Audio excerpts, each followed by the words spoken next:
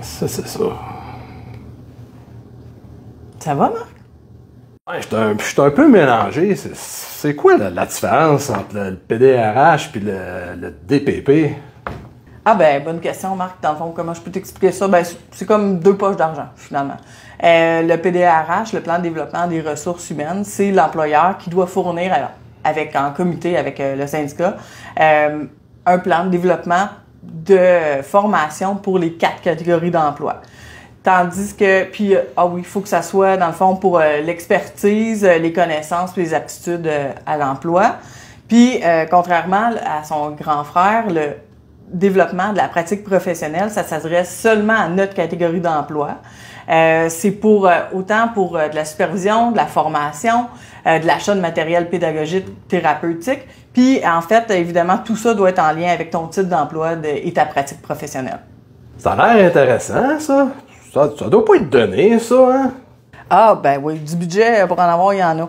En fait, le PDRH, là, c'est 1,25 % de la masse salariale, ce qui représente 4 300 000 à peu près. Puis, dans le fond, c'est de l'argent qui peut être dépensé du 1er avril au 31 mars. Puis l'argent qui n'est pas dépensé d'année en année, elle est reportée à l'année suivante.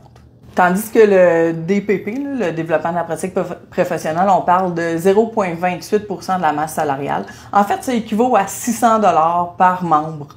Puis encore là, c'est pour une année financière. Là. Puis là, si l'argent n'est pas utilisé, là, c'est là on la perd. Wow, c'est de l'argent, ça! Comment que je fais pour avoir une formation? Je peux-tu faire une demande pour les 2 budgets? Ben oui, pourquoi pas.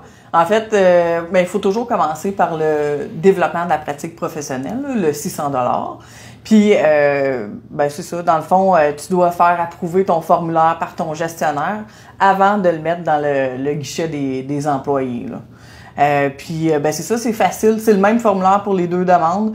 Puis, c'est ça, tu vas dans Intranet, là, Vie au travail. Là, puis, c'est ça, tu fais ta demande de formation individuelle, dans le fond. OK, mais c'est-tu juste réservé aux personnes qui font partie d'un ordre professionnel?